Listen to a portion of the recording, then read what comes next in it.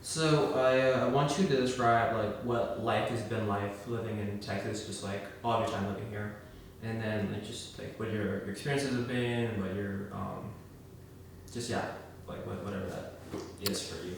So the place I grew up is the most stereotypical Texas that you can get. Like I'm talking small town, one stoplight. Like the only fast food place we had was McDonald's. Mm-hmm.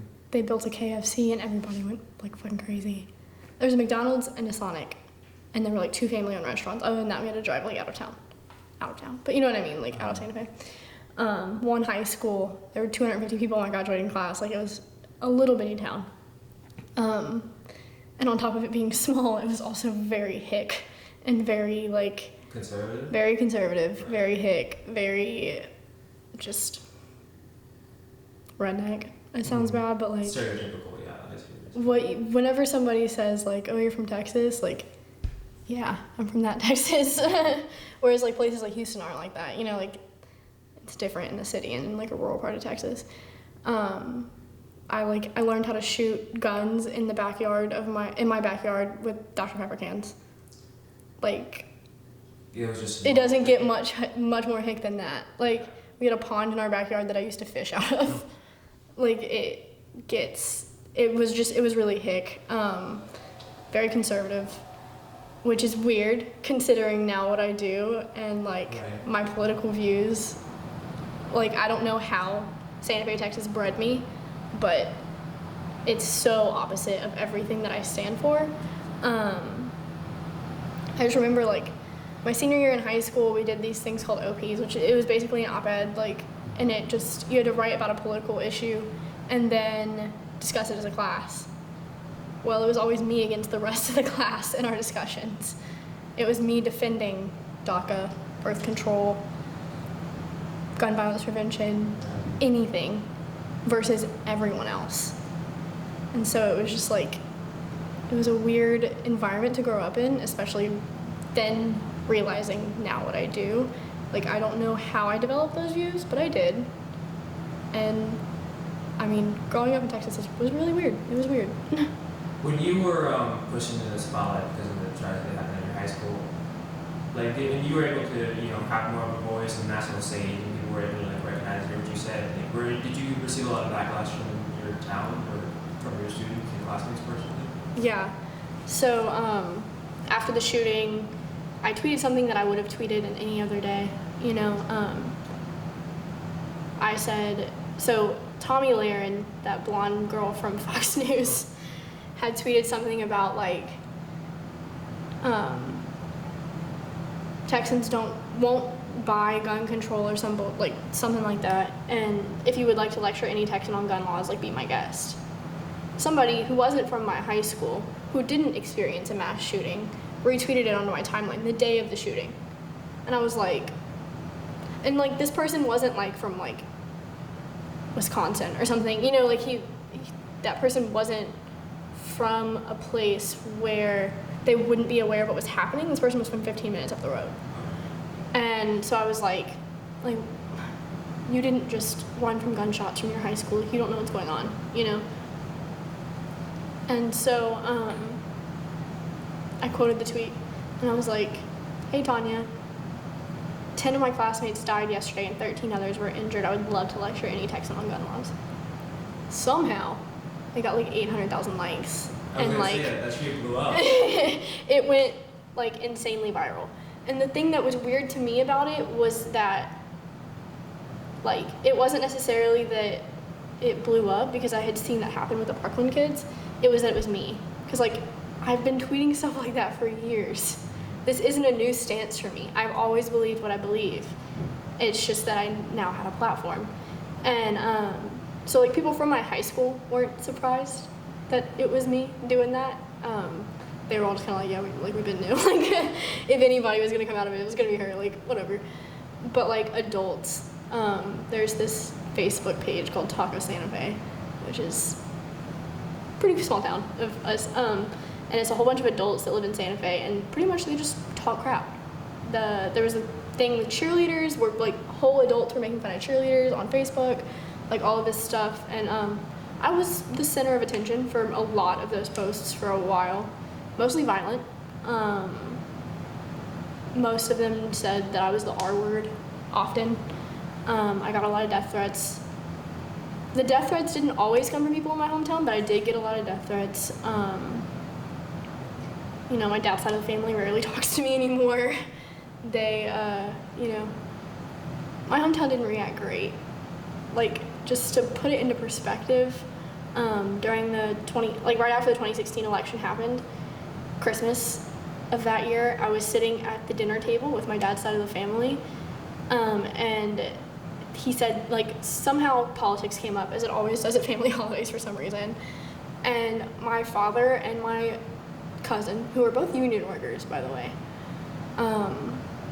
started talking about Trump and how Hillary was, gonna take down the elite, and I'm just sitting here like, y'all are electricians at an oil refinery plant. Like, what do you mean? Y'all are union workers. You don't want this, but whatever.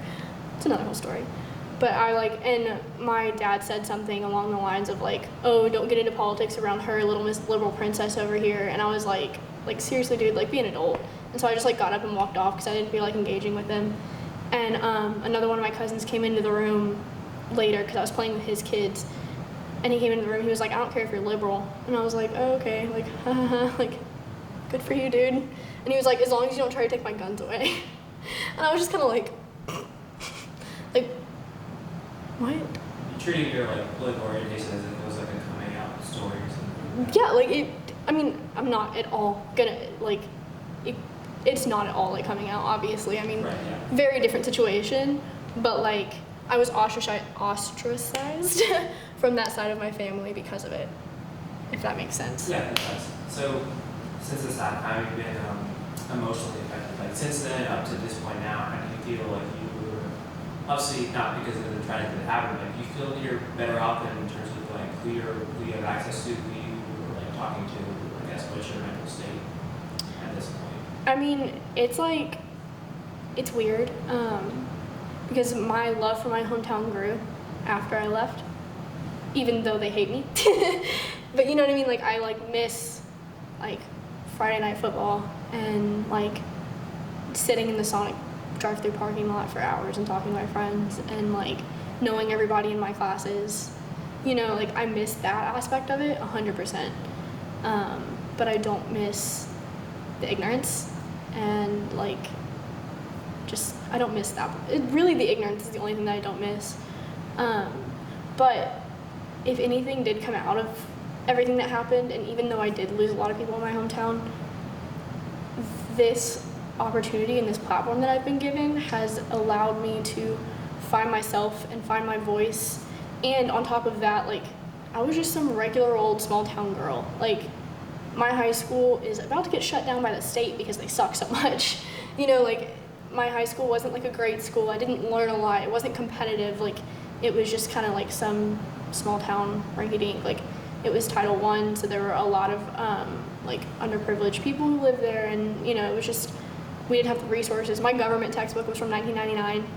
Why are you trying to teach AP government to kids with a pre-9/11 textbook? This, our government, all of our policies are so different post 9/11 that it just doesn't make sense. But we didn't have the money to get new textbooks, so we just didn't. And so, I wasn't privileged how my friends who were from Houston were, where they got to take Arabic in high school. We got Spanish 1 and Spanish 2, and that was your choices. And so it has expanded my horizons and my potential and what I can achieve a lot, because I have made a lot of connections through the work that I'm doing because I was given this platform. And if I could take it back, I would. That sounds so weird that oh, I can do more in my life now because of this, but the reason I can do more in my life now is because 10 people were killed in my high school, and I would never want that to happen ever again. So if I could take it all back, I would, but at the same time, I have been given a lot more opportunity to really fully go through my potential because of it. Yeah, that makes sense. So then would you consider yourself a regular full-time college student? Is that kind of the status that you're at right now? Yeah, so So basically, people in the activism community have kind of stopped paying attention to me, stopped paying attention to what I'm doing. Not for really any reason except that I didn't stay in the spotlight. Whenever I got here, I realized that, like, oh, maybe I do want to be normal. Like, I don't necessarily like the Twitter followers and the, you know, being on the news and the that comes with it. I would rather just like be in the background and like chill. You know what I mean? Like, not chill, but I would rather work. Like, I would rather lobby and like talk to elected officials and study policy and figure out what's best where and, like, you know, that kind of stuff, rather than like be on camera, be in the magazines, be in the this, be in the that. I don't want to be in the spotlight. And so coming to college and getting out of that really, I don't want to say it hurt my activism work, because I still do a lot, but at the same time, like, I'm not going as hard as I used to go. Like, the summer after the shooting, I was home 5 days total because I was traveling so much for activism. And like this past summer, I was home almost all summer. I had a full-time job. Like, I was just normal, you know? And then I had my internship. And so like the internship came from the activism, but I still waited tables, you know? So there's like I've found a better balance now. And so it's more